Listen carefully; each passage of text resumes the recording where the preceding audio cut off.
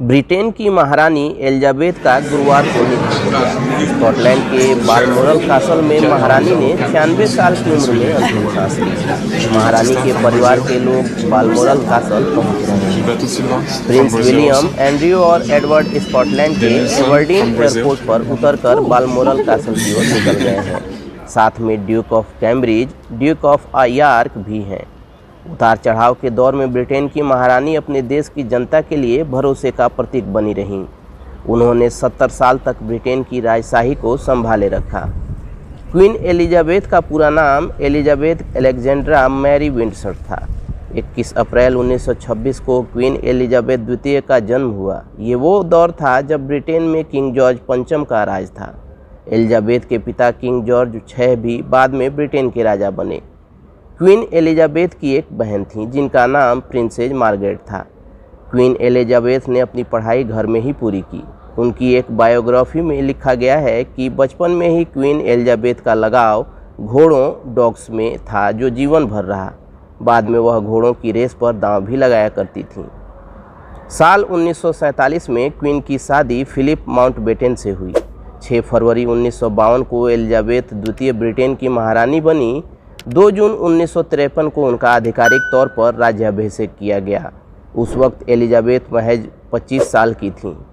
British इतिहास में वह आज तक सबसे अधिक समय तक राज करने वाली रानी हैं। साल 1947 की बात है। भारत 2 टुकड़ों में बंट गया था। भारत अपनी आज़ादी का जश्न मनाने की तैयारी कर रहा था। उसी दौरान ब्रिटेन भी सजाया जा रहा था क्योंकि राजकुमारी एलिजाबेथ की शादी प्रिंस फिलिप से होने जा रही थी। शादी हुई और शादी के साल गुजरे। 5 साल बाद 1952 में प्रिंस फिलिप और राजकुमारी एलिजाबेथ केन्या के दौरे पर गए, मगर उस वक्त किंग जॉर्ज 6 की तबीयत सही नहीं थी। वो बीमार रहने लगे थे। इस वजह से उनका ऑस्ट्रेलिया दौरा नहीं हो पा रहा था। प्रिंस फिलिप ने शादी के बाद से ही कामकाज संभाल लिया था, इसलिए तय किया गया कि केन्या से लौटने के बाद प्रिंस फिलिप और राजकुमारी एलिजाबेथ ही ऑस्ट्रेलिया का दौरा करेंगे। लेकिन केन्या के इसी दौरे पर 6 फरवरी 1952 को उन्हें बुरी खबर मिली। बीमारी से एलिजाबेथ के पिता किंग जॉर्ज दुनिया से सिधार गए थे। उस वक्त एलिजाबेथ केन्या के गांव वाले इलाके में थीं, जिस वजह से उनके पास पिता की मौत का समाचार बहुत बाद में पहुंचा। खबर मिली तो प्रिंस फिलिप और एलिजाबेथ ब्रिटेन लौट आए। किंग जॉर्ज की मौत से तय हो गया था ब्रिटेन को नई महारानी मिलने वाली हैं। एलिजाबेथ केन्या से लौटीं तो महारानी बनकर 2 जून को उनका राज्याभिषेक कर दिया गया। अपने 21वें जन्मदिन पर देश को संबोधित करते हुए क्वीन एलिजाबेथ ने कहा था, मैं इसका ऐलान करती हूँ कि मेरा जीवन छोटा हो या लंबा हमेशा आपकी सेवा के लिए ही लगा रहेगा।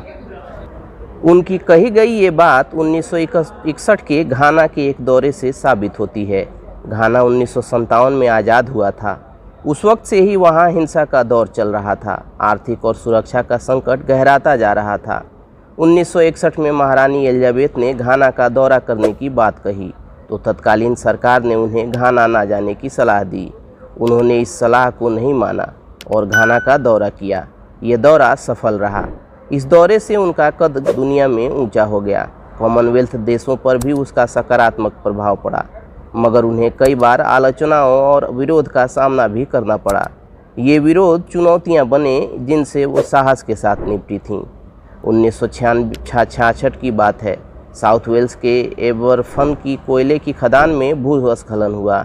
ये आपदा इतनी बड़ी थी कि इसमें 100 से अधिक बच्चों की मौत हो गई। अगले ही दिन प्रिंस फिलिप दौरा करने पहुंच गए, मगर एलिजाबेथ नहीं गईं। उन्होंने सोचा मेरे जाने से वहां बचाव कार्य प्रभावित हो सकता है, मगर उनके घटनास्थल पर न जाने का दूसरा असर हुआ। लोगों ने नाराज़गी बढ़ गई कि लोगों की मौत से महारानी को कोई फर्क नहीं पड़ता। लोगों में गुस्सा पनपा तो महारानी ने इलाके का दौरा किया। पीड़ित परिवारों से मिलकर उनका दुख बांटा, मगर नाराज़गी लोगों में कम नहीं हुई। महारानी ने बार बार इस बात का जिक्र किया कि घटना के फौरन बाद मौके पर नहीं पहुंचने का फैसला गलत रहा। ये फैसला बड़े पछतावे वाले फैसलों में से एक था।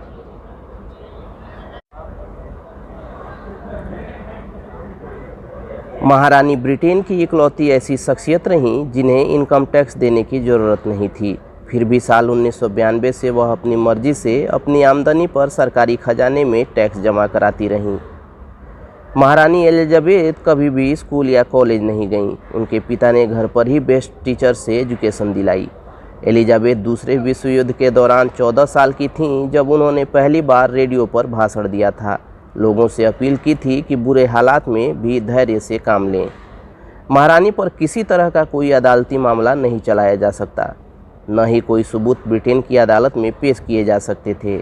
उन्हें सूचना के अधिकार के तहत भी छूट मिली हुई थी। मीडिया रिपोर्टों के मुताबिक रानी एलिजाबेथ द्वितीय को पासपोर्ट की ज़रूरत नहीं थी, क्योंकि वह खुद ही ब्रिटेन के बाकी लोगों को पासपोर्ट जारी करती थीं।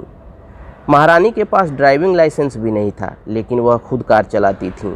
उन्होंने 1945 में ड्राइविंग सीखी, लेकिन उनकी कार पर कोई रजिस्टर्ड नंबर प्लेट नहीं लगी थी और बकिंघम पैलेस के बेसमेंट में ही उनका एक प्राइवेट ATM है, जिससे शाही परिवार की कैश की ज़रूरतें पूरी होती हैं। चलिए दोस्तों, आज के इस वीडियो में इतना ही। मिलते हैं अगले वीडियो में। तब तक keep searching for knowledge and try to be a kind person.